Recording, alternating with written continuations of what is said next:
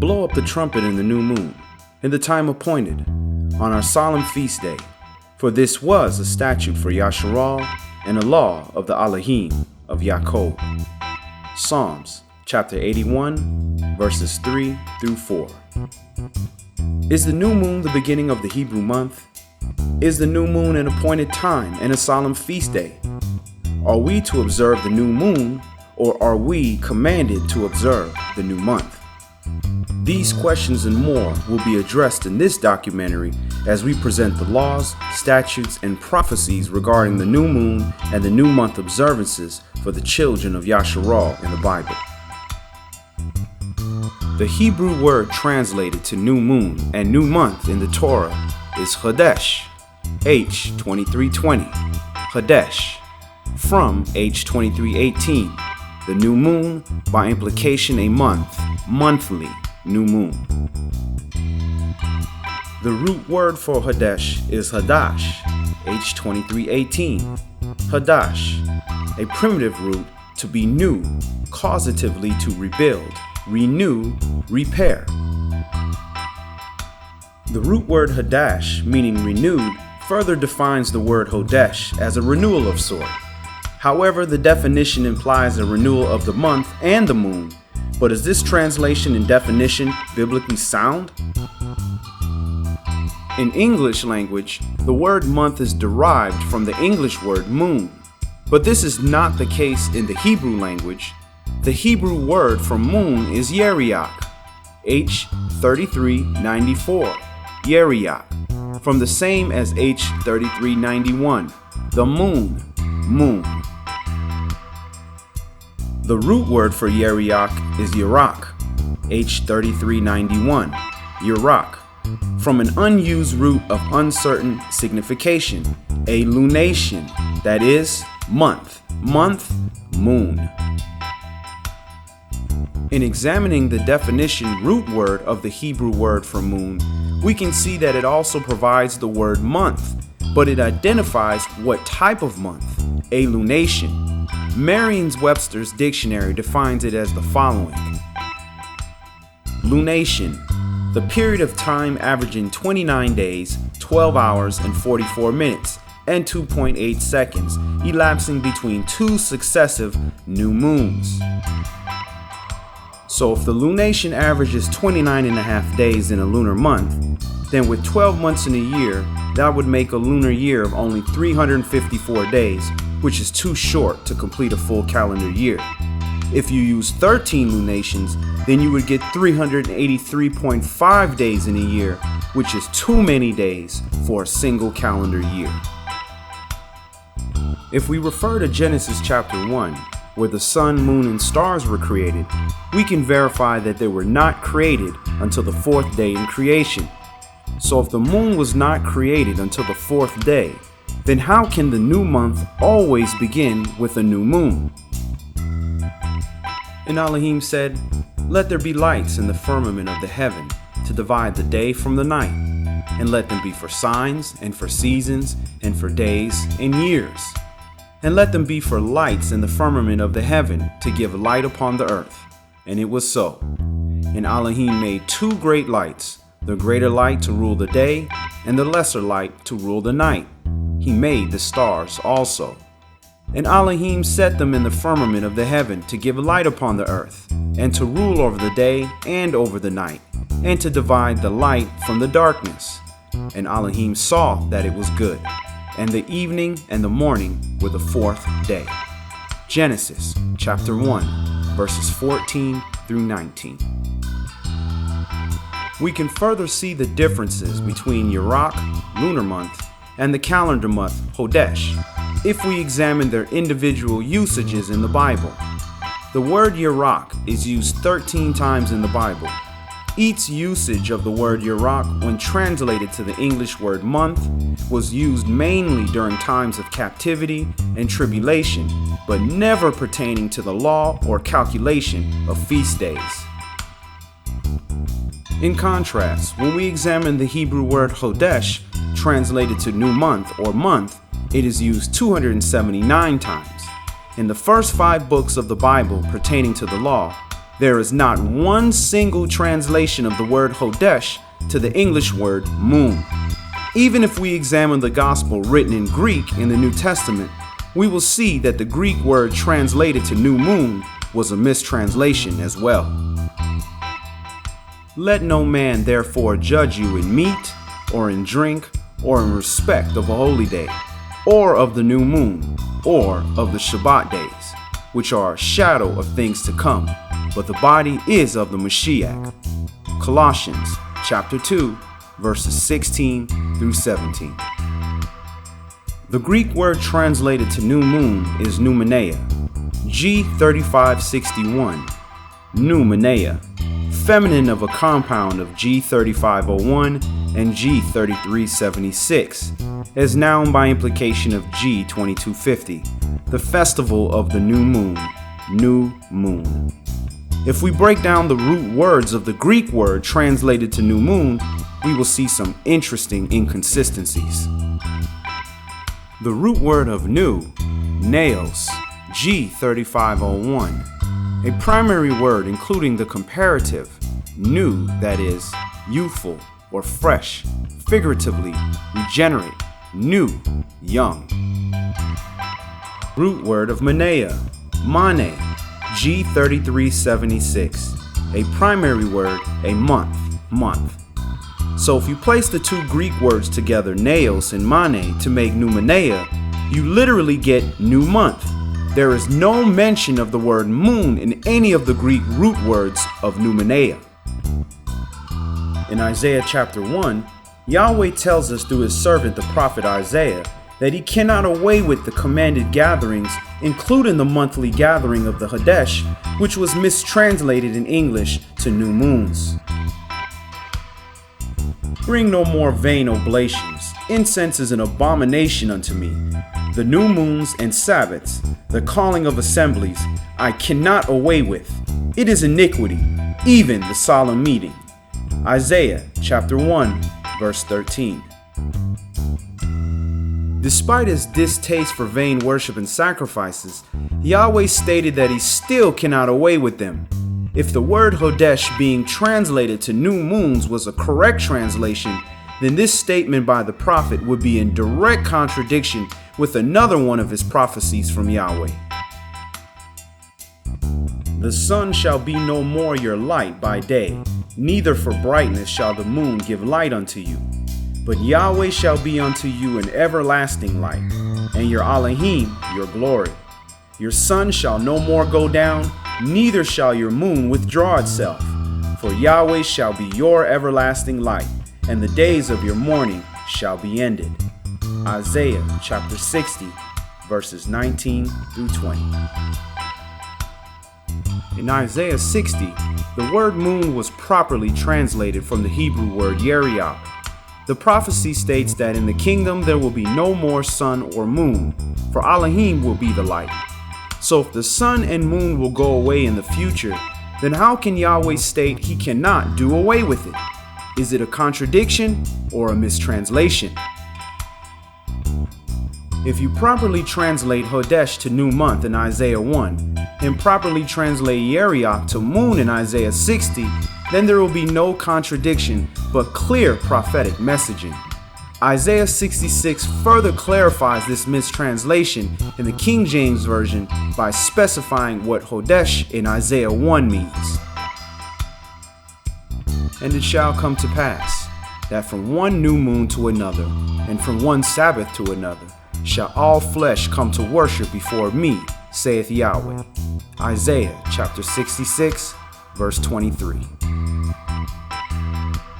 The same Hebrew word Hodesh was used in both Isaiah 1 and in Isaiah 66, but in Isaiah 1 it was translated to new moons, and in Isaiah 66 it was translated to new month.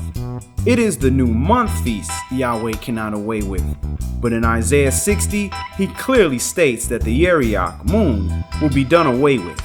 So when using the correct translations, there is no contradiction but a clear prophecy of the future events.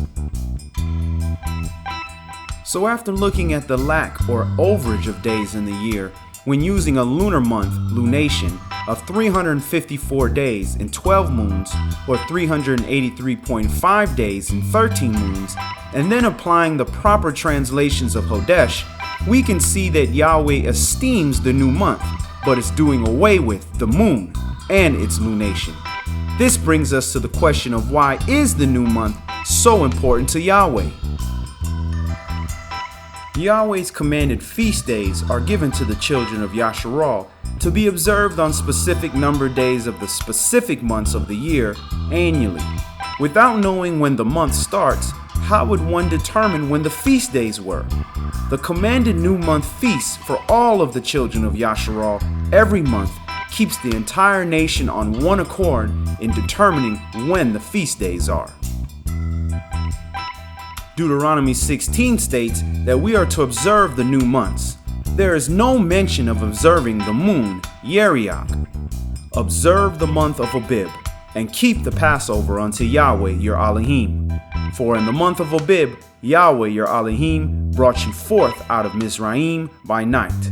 Deuteronomy chapter 16 and verse 1. The Hebrew word translated to observe is shamar, H8104, shamar, a primitive root properly to hedge about, as with thorns, that is, guard, generally to protect, attend to, etc.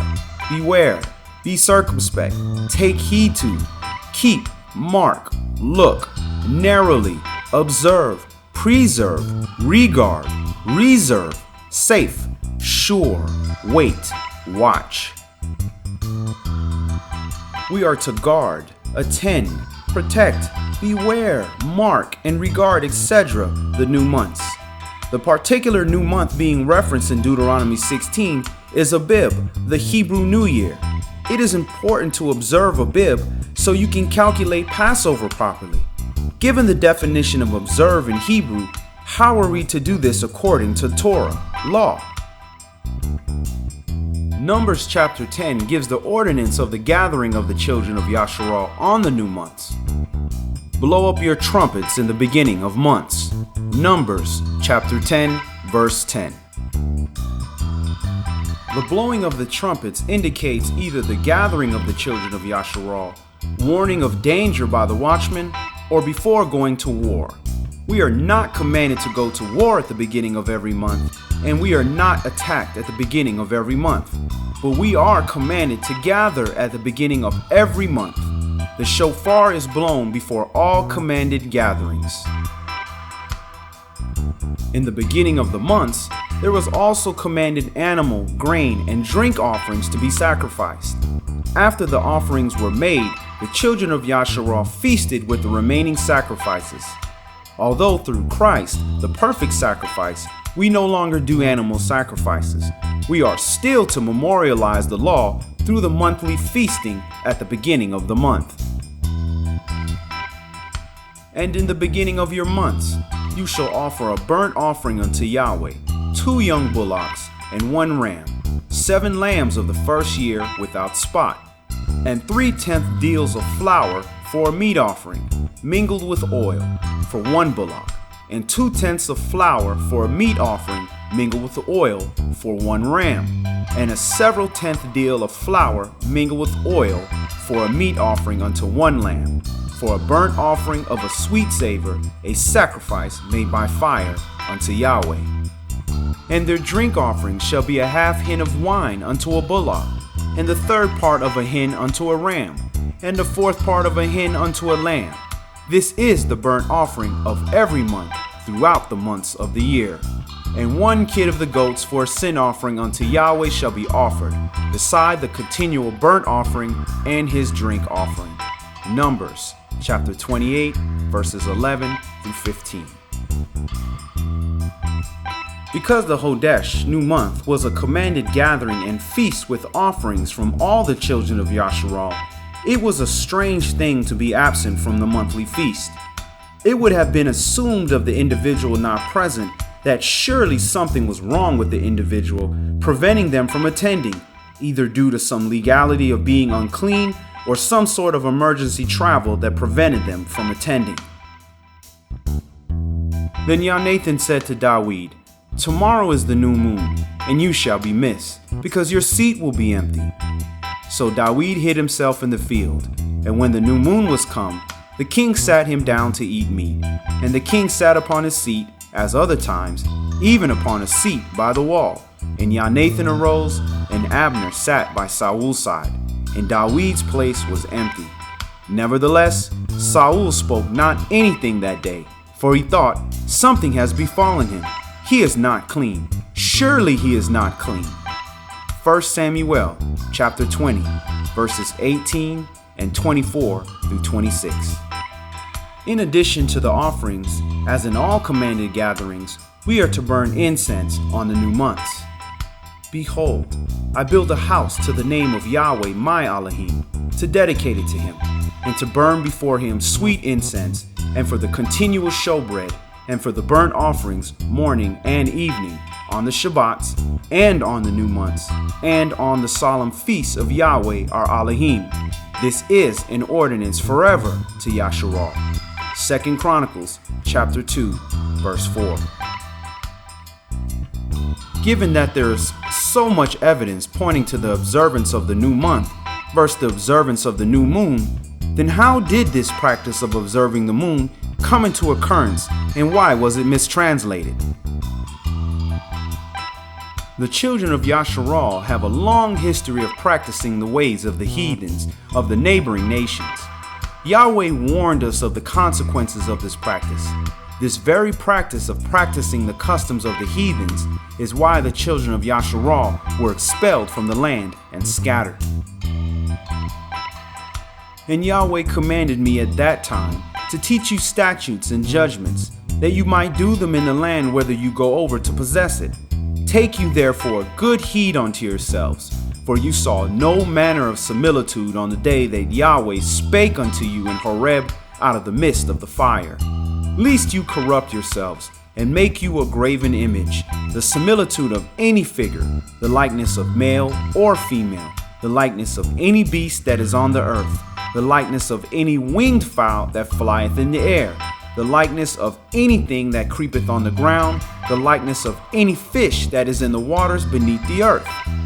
And lest you lift up your eyes unto heaven, and when you seest the sun, and the moon, and the stars, even all the host of heaven, shouldest be driven to worship them, and serve them, which Yahweh your Elohim have divided unto all nations under the whole heaven. Deuteronomy chapter 4, verses 14 through 19. Due to the nature of Yasharal to take things that are to be observed and eventually end up idolizing and worshiping them, Job, a man whom Yahweh called perfect, understood the gravity of idol worship of any of the hosts of heaven. If I beheld the sun when it shined, or the moon walking in brightness, and my heart hath been secretly enticed, or my mouth hath kissed my hand, this also were an iniquity to be punished by the judge, for I should have denied the Elohim that is above. Job chapter 31, verses 26 through 28. Idol worship begins with the admiration of something that should not be esteemed higher than Yahweh. The children of Yasharal eventually fell to idol worship of the moon, and it was done so long it became an accepted practice, and then from acceptable to becoming the norm for the nation. When King Josiah had discovered this, he destroyed the idol worship practices in Yasharal. And the king went up into the house of Yahweh, and all the men of Yehuda and all the inhabitants of Jerusalem with him, and the priests and the prophets and all the people, both small and great. And he read in their ears all the words of the book of the covenant which was found in the house of Yahweh. And the king commanded Hilkiah the high priest, and the priests of the second order, and the keepers of the door, to bring forth out of the temple of Yahweh all the vessels that were made for Baal, and for the grove, and for all the host of heaven. And he burned them without Jerusalem in the fields of Kidron, and carried the ashes of them unto Bethel. And he put down the idolaters' priests, whom the kings of Yehuda had ordained to burn incense in the high places in the cities of Yehuda, and in the places round about Jerusalem, them also that burn incense unto Baal, to the sun, and to the moon, and to the planets, and to all the host of heaven. 2 Kings chapter 23, verses 2 and 4 through 5. Not only did the idolatrous priests of Yasharal burn incense to the moon, the women also baked cakes and poured out drink offerings to the pagan moon god, in which they called the Queen of Heaven.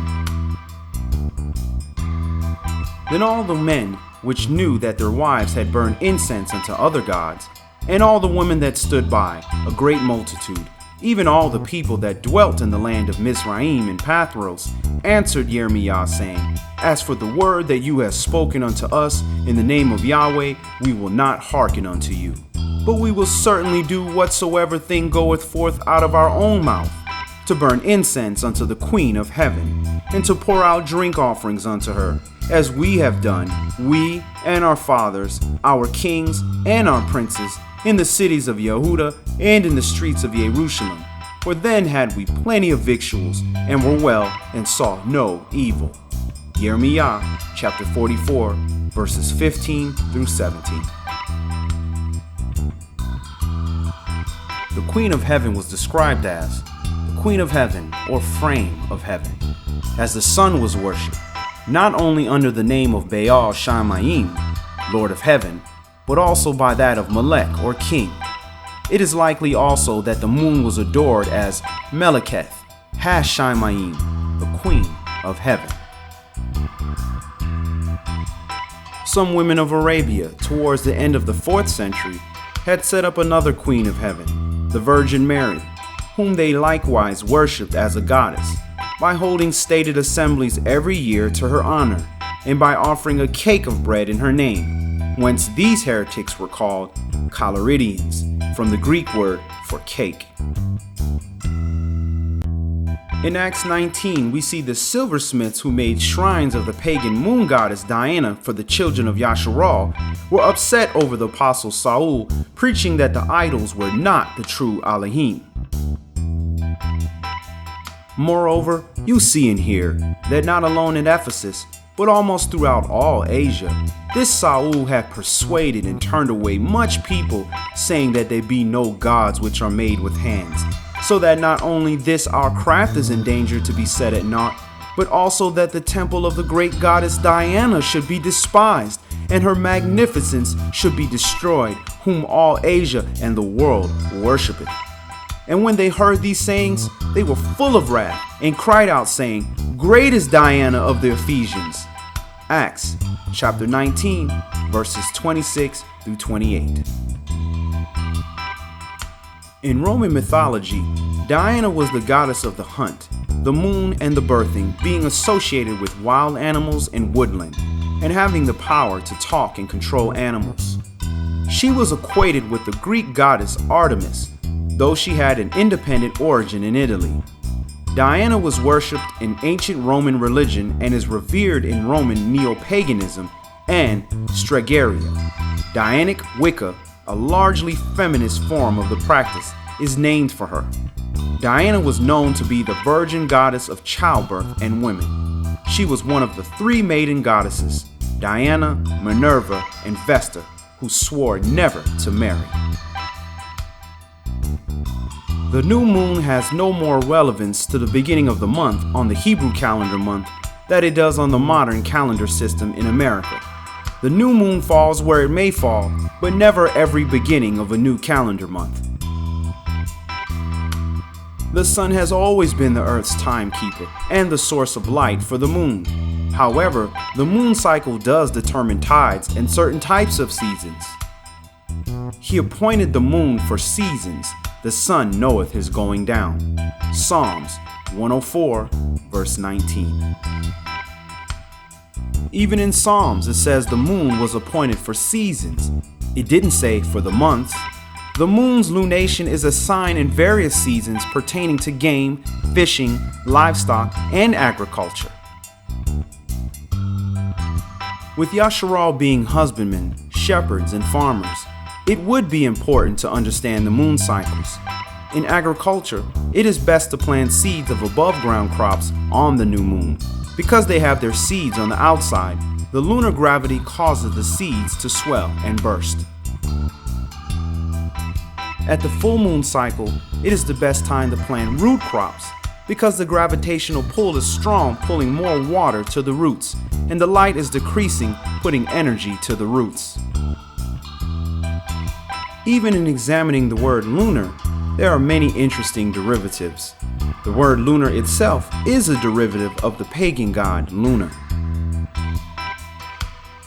In ancient Roman religion and myth, Luna is the divine embodiment of the moon, Latin, Luna, English, lunar.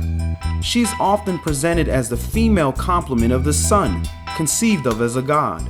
Luna is also sometimes represented as an aspect of the Roman triple goddess, Diva Triformis, along with Proserpina and Hecate.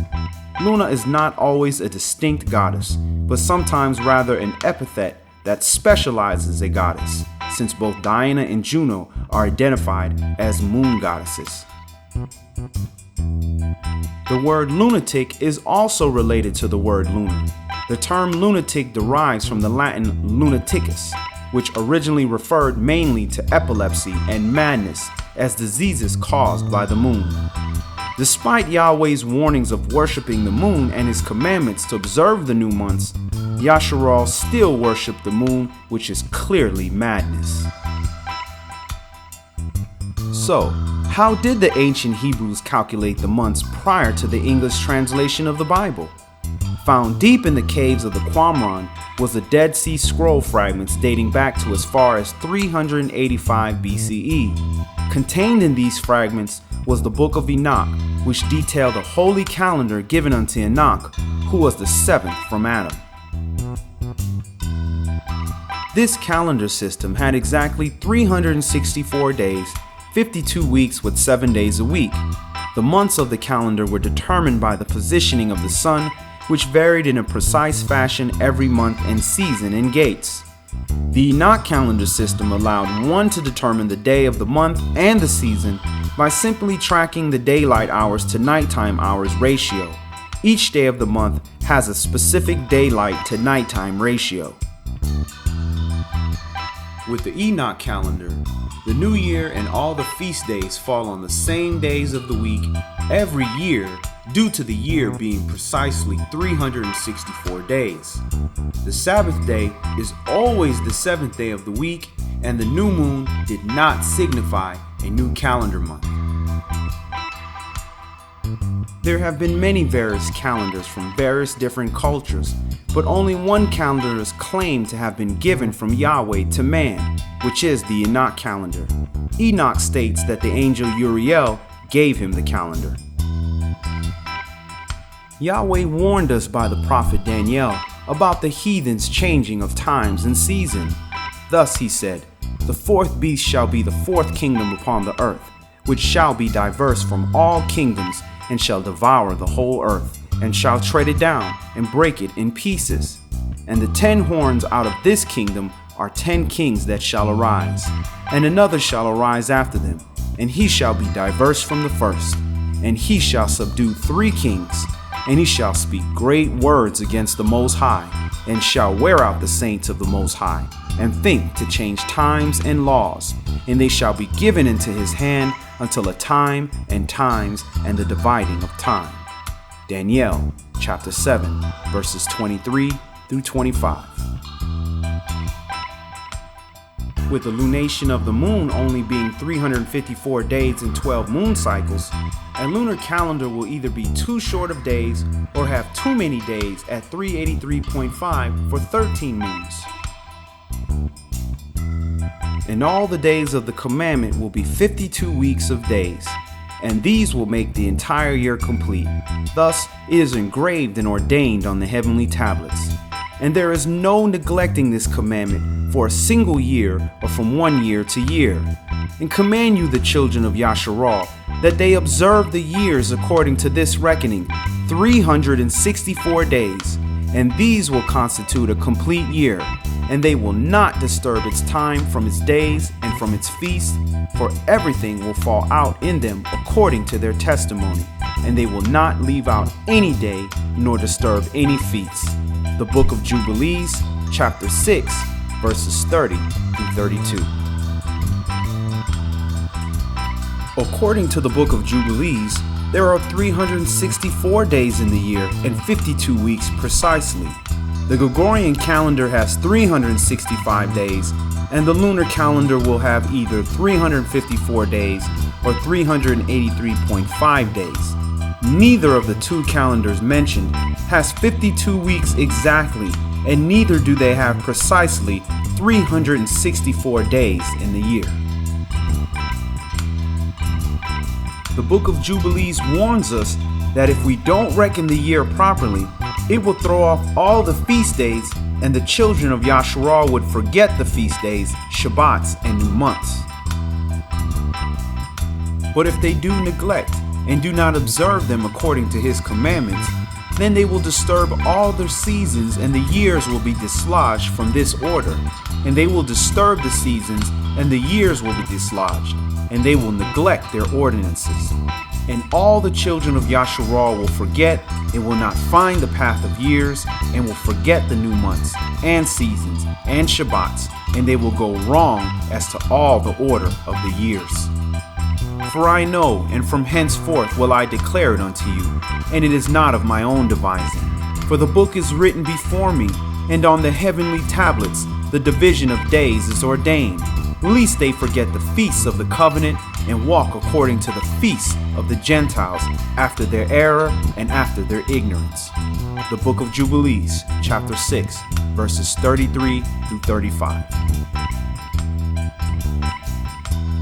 The children of Yasharal today have almost completely forgotten the Shabbat, Yahweh's feast days and new months. Just as Jubilees warns, the children of Yasharal today observe many of the popular pagan worship practices, like Sunday Sabbath worship, Christmas, and Easter. Jubilees also warns against observing the moon and disturbing the proper calculation of the month. Due to the moon's lunation, it starts the year 10 days too early. For there will be those who will assuredly make observations of the moon, how it disturbs the seasons and comes in from year to year 10 days too soon. For this reason, the years will come upon them when they will disturb the order, and make an abominable day the day of testimony, and an unclean day a feast day, and they will confound all the days, the holy with the unclean, and the unclean day with the holy. For they will go wrong as to the months and Shabbats and feasts and Jubilees.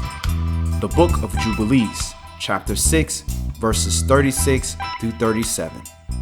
For this reason, I command and testify to you that you may testify to them. For after your death, your children will disturb them, so that they will not make the year 364 days only.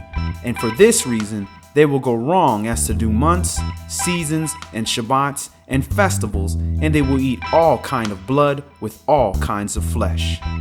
The book of Jubilees, chapter 6, verses 30 through 38. In conclusion, by Yahweh's commandment, the new month, Hodesh, is to be observed every month. There is no mention of any commandments regarding observing the moon, Yeriach. Now, having the knowledge of the fallacy of the lunar calendar and the history of pagan moon worship by the children of Yasharal, we are all faced with the choice to either continue pagan tradition or seek the correct way to calculate the months. He answered and said unto them, Well has Isaiah prophesied of you, hypocrites, as it is written, This people honoreth me with their lips, but their heart is far from me.